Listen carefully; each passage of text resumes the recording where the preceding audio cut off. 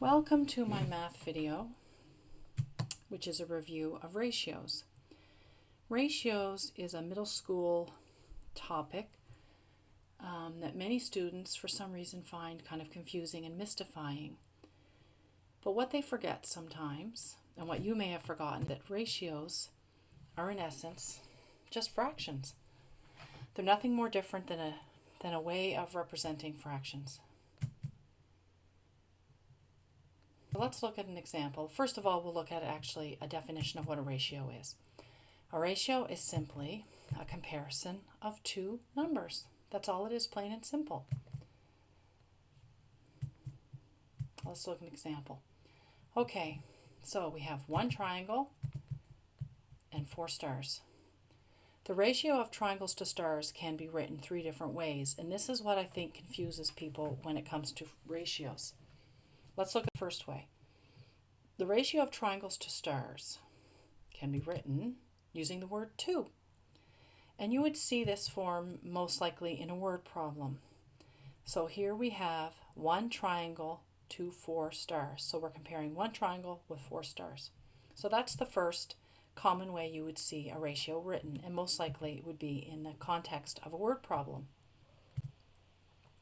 The second way you would write ratios is the more mathematical way, and that is using a colon, which is sort of one dot on top of another. And this is how it would be written. 1:4. Now you don't read it that way. You would read 1 to 4, one triangle to 4 stars, but it is correctly represented using a colon. The third way is the way that I already mentioned at the beginning, and in essence just shows what a ratio really is, which is it's a fraction. So you can write a ratio as a fraction.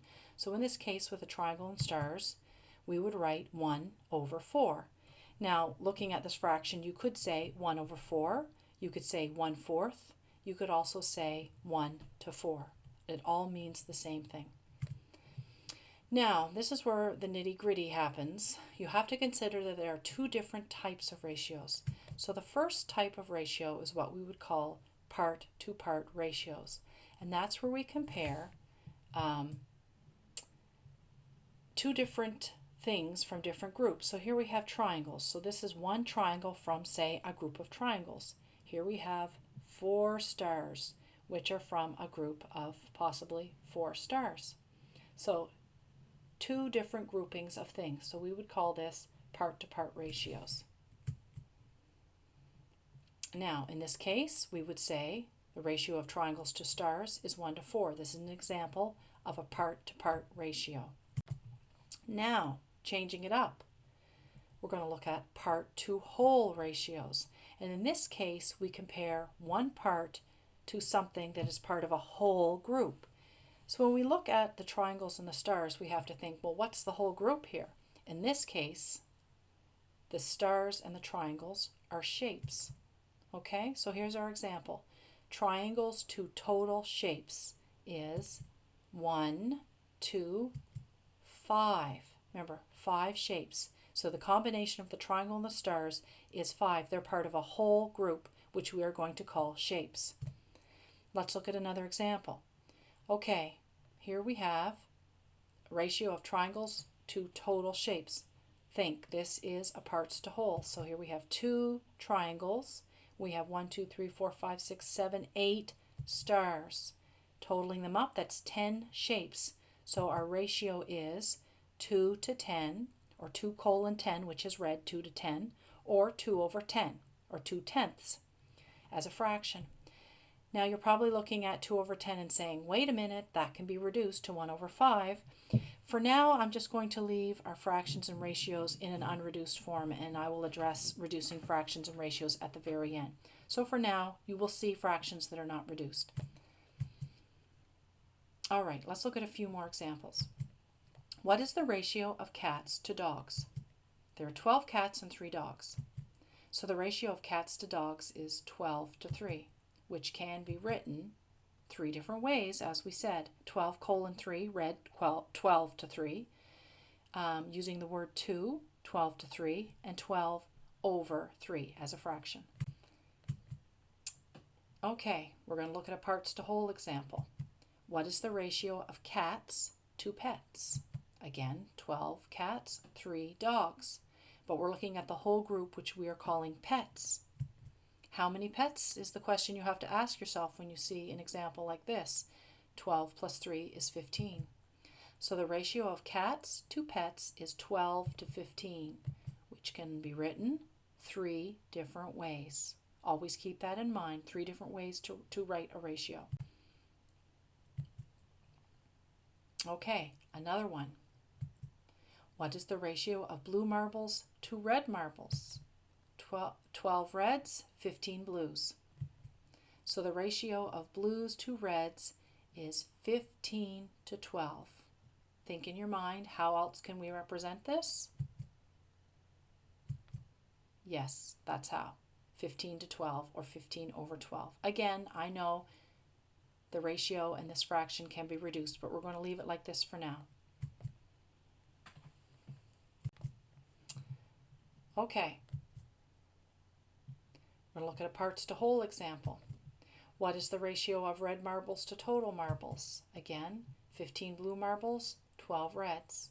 So we have to ask ourselves, what is our whole group? In this case, it's the marbles, total marbles. So there's 27 marbles, which is 15 plus 12.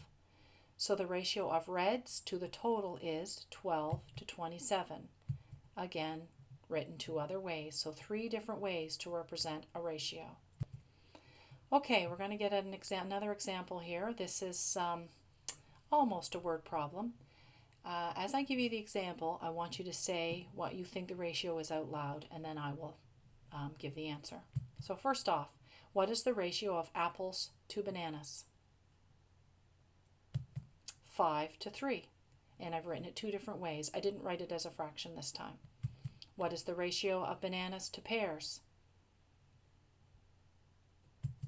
3 to 8. What is the ratio of pears to apples? 8 to 5. What is the ratio of bananas to all fruit? 3 to 16. Where do we get 16 from? 5 plus 3 plus 8.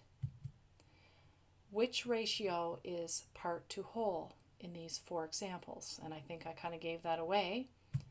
It is the 4th one, bananas to all fruit, fruit being the whole group. Now, as I promised, we do a very quick review of reducing fractions. So right off the bat, we have 3 equivalent fractions. So often when you do a word problem or any other kind of math problem, when you're working with fractions, you'll end up with a fraction, say like this, 4/8, 4 over 8. And the question you have to ask yourself is, can I make this fraction into a simpler form? And you answer this question by saying, you look at the numerator, which is your top number, 4. You say, is there a number that I can divide 4 by that I can also divide the numerator by? So it can divide by both 4 and can divide by both 8 in order to reduce this fraction. So is there any kind of number? It's called a common factor. Is there a common factor, meaning a number that divides into both? And in this case, yes, that number is 2. 4 divided by 2 gives me 2 on the top, which is the numerator. The same thing on the bottom. 8 divided by 2 equals 4. So now we have 2 over 4. So we look at this fraction, we say, is it in the simplest form? Is there a number that can divide into 2 and also divide into 4 that will allow us to reduce this fraction further? And the answer is yes, 2. So on the top, we're going to divide 2 into 2, which gives us 1. On the bottom, 4 divided by 2 gives us 2. So we're left with a fraction 1 over 2. And we would say, can we divide this even further? Is there a number that divides into both 1 and 2? Well, the answer is 1. 1 divided by 1 is 1. 2 divided by 1 is 2. But there's no further common number that divides into both the numerator and the denominator to make it in its simplest form. Whenever you end up with a 1 on top in your numerator, it's as far as you can go. You are done. You can't reduce it any further. Okay, another example, reduced to simplest form. And here I've put sort of an official definition of what reducing to simplest form is. It's when no number other than 1 divides into the numerator and the denominator. Okay, so when you have it in that form and only 1 can divide into the top and bottom, you are done. So we'll look at our example here of 10 over 12. What number divides into both 10 and 12? Has to be the same number, remember. So if you think about it, you will come up with the number 2. 2 divides into 10, 2 divides into 12, and that will give us the answer of 5 over 6. Here we are, 5 over 6. Is it in its simplest form? The answer is yes, because you can't come up with any other number that divides into both 5 and 6. The only number left is 1, and once you get to 1, you're at the simplest form. 5 over 6 cannot be divided into any simpler form than that. Here's the next example, 15 to 25. This time I put it in a form of a ratio and not a fraction. So we look at it here and we see 15 to 25, and we say, is there a number that divides into both 15 and 25 that is common to both of them? Over on the side here I put when no number other than 1 divides into the numerator and denominator. Remember, 15 to 25 can be written still as a fraction. In this case, we're looking at it in the form of a ratio. So we ask ourselves, 15, 25. When you look at both 15 and 25, whenever you have a 5 in the ones place, there's a big clue in both of those numbers. What number divides into 15 and 25? 5. So 15 divided by 5 gives us 3. 25 divided by 5 gives us 5. So here is our ratio in its simplest form, because there's no other number that divides into both of those except for 1. So our simplest form ratio is 3 to 5. Thank you for sticking with me through this review of ratios. I hope it helped.